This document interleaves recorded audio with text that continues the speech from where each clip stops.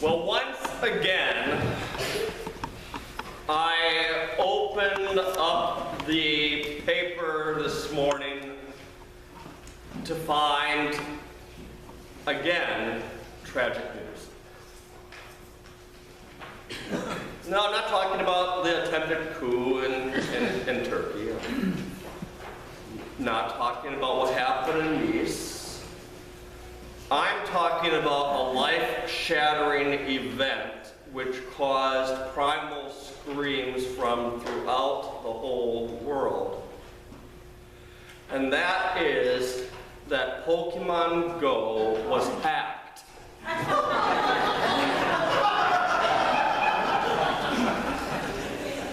And for some time, Pokemon Go was not able to be used.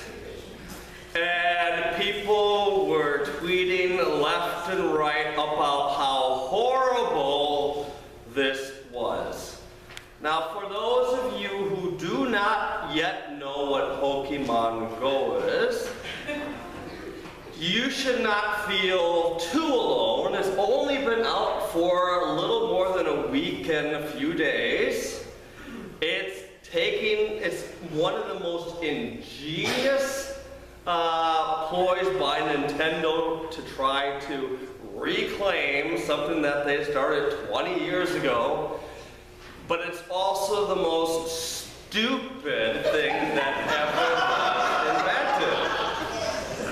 How Pokemon Go works is you have yourself, it has to be a smartphone, and there are Pokemons, little creatures, okay, that are spread throughout the whole United States and world, mainly put in front of like schools and churches. There's one right in front of St. Jude if you want to try to grab it.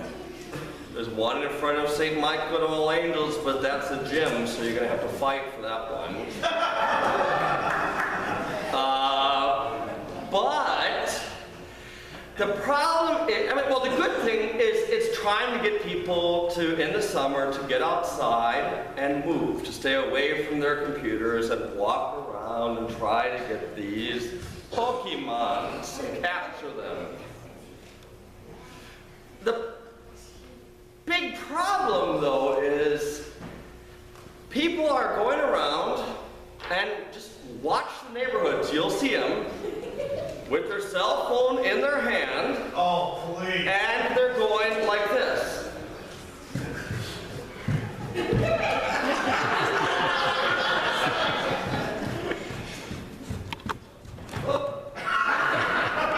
I'm not lying. In California, this past week, 2 individuals, 2 young men were out looking for Pokemons, and they literally fell off a cliff. They have some bumps and bruises, but they are okay. Another young woman was searching for Pokemon in her car while driving. And ran into a tree. And needless to say, she didn't get the Pokemon, but she destroyed her car in the process.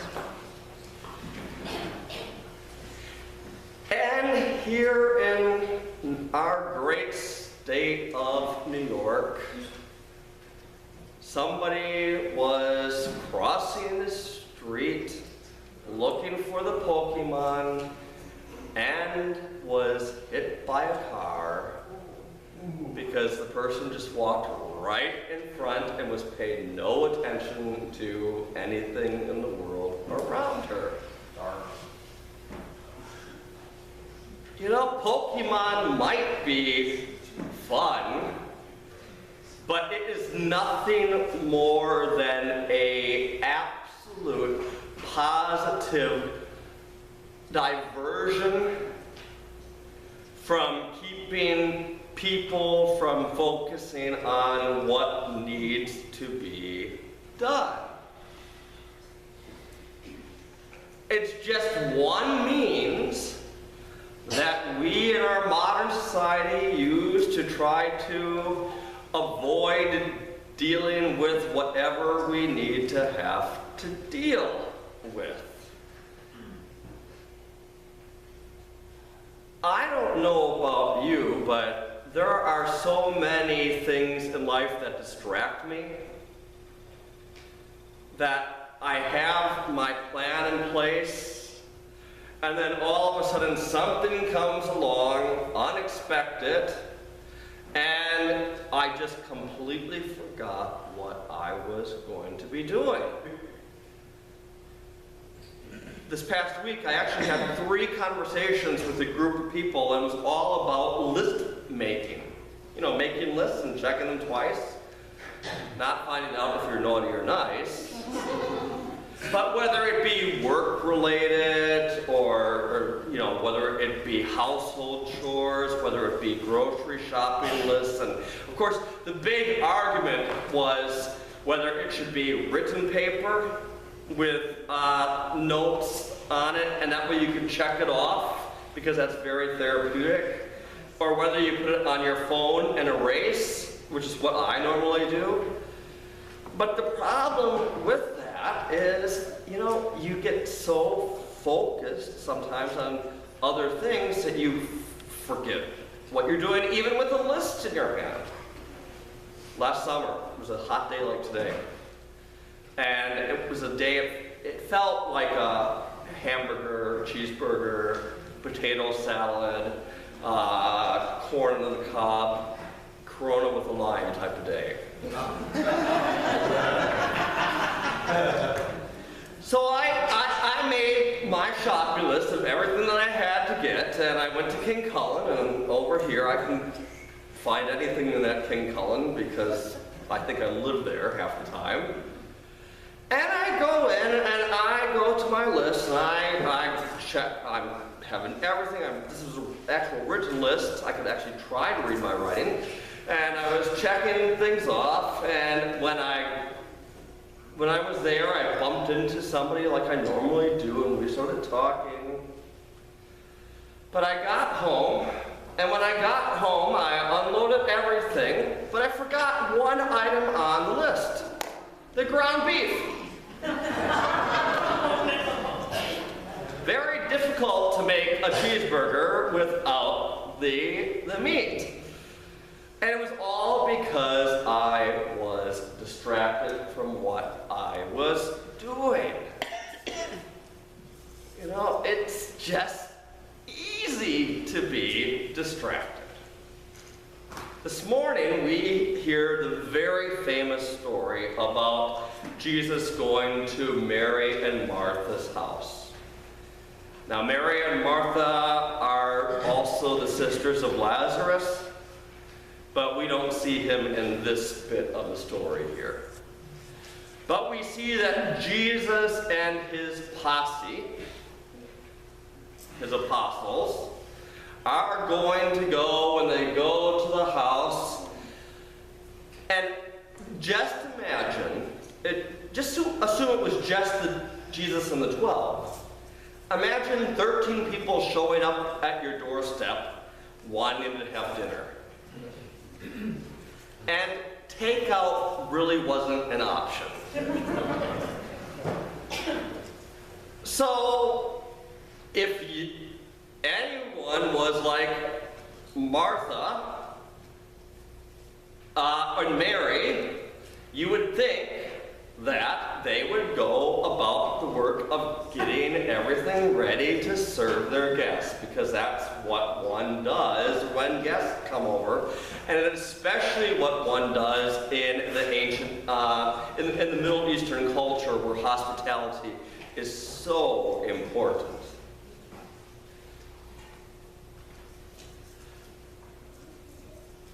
But although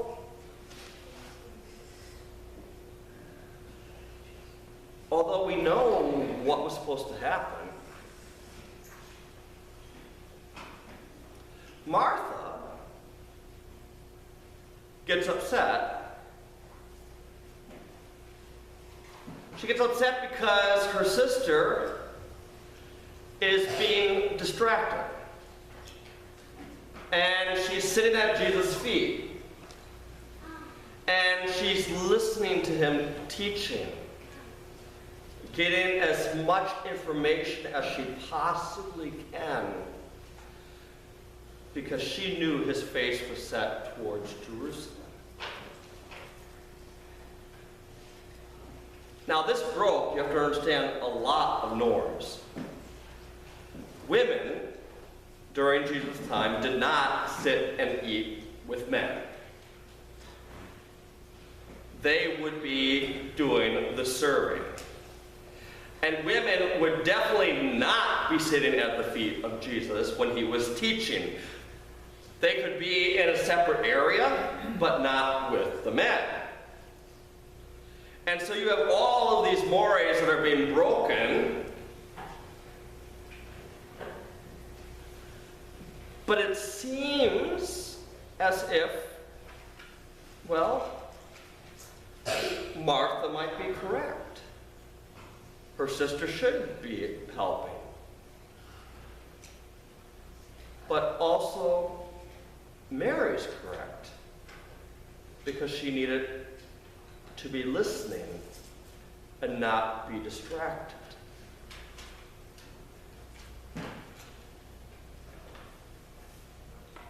Our world right now is in such a state of chaos. I'm 45 years old and I've never seen it like this. I know some of you were around in World War II, and even then it was nothing like this. What's going on in our world is something completely new, with hatred, non-dialogue, neighbor fighting against neighbor,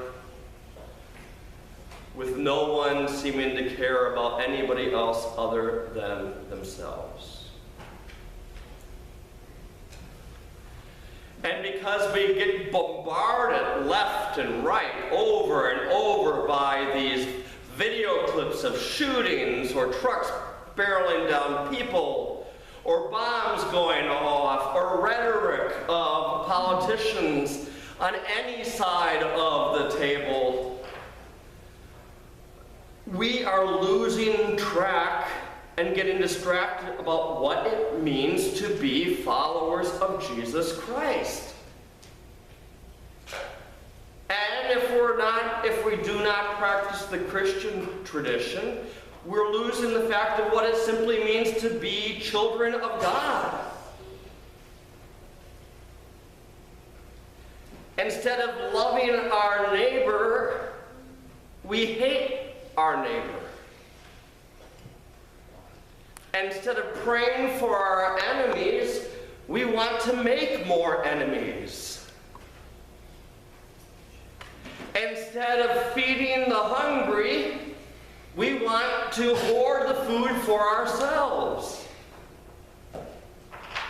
We are so distracted by the world around us that we have completely, as a society, lost what Jesus has called us to do. And Mary sat at Jesus' feet so she could learn. And then she could go and serve. My sisters and my brothers, Jesus' mandates are very clear. There should be no distraction from this. He said, love your neighbor as you love yourself.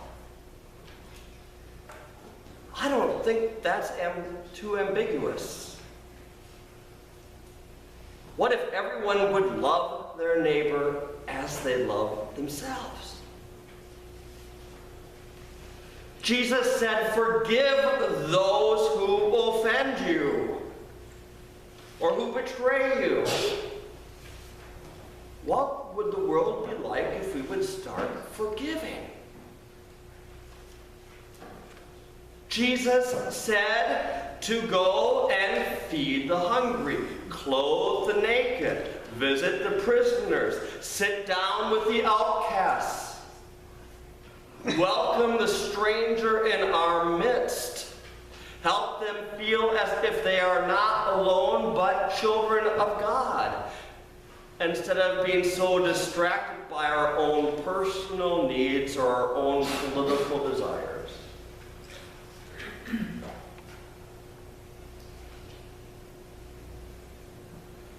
We have a chance in this 2016 year, in this middle of July, whenever we read the newspaper, turn on the TV, listen to the radio, go on the internet, we today have a chance not to be distracted by those things in the world, those evil things in the world that want us distracted.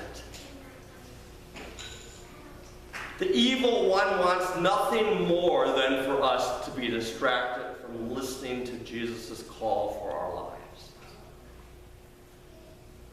And will do anything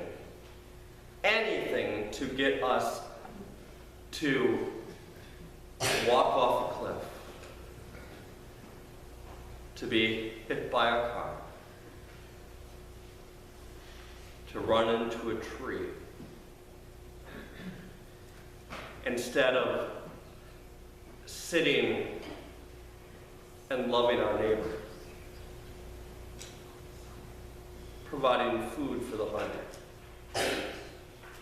being the hands and feet of Christ in the world today. I do not believe it's too late.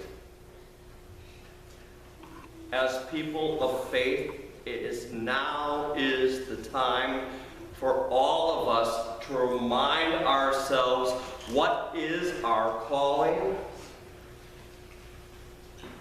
to sit at Jesus' feet, to hear his words, and then to go about the busy work that needs to be done in order to make the world a safe place, a loving place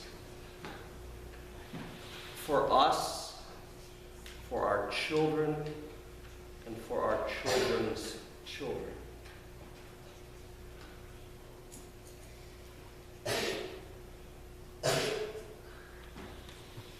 Now, I know some of you have been Pokemoning. Don't look at me. I'm not. I see Bobby Greenby pointed in the back there. Oh, and I see a grandmother pointing out her daughter right there. And I see somebody else being pointed out. However, whether or not you're looking for these weird little creatures, do yourself a favor. Take all the energy that you're doing looking for that Pokemon and try finding and loving the human, the child of God, the one who needs us, the one who needs our love. It's what Jesus is asking us to do. It's what we can do no other.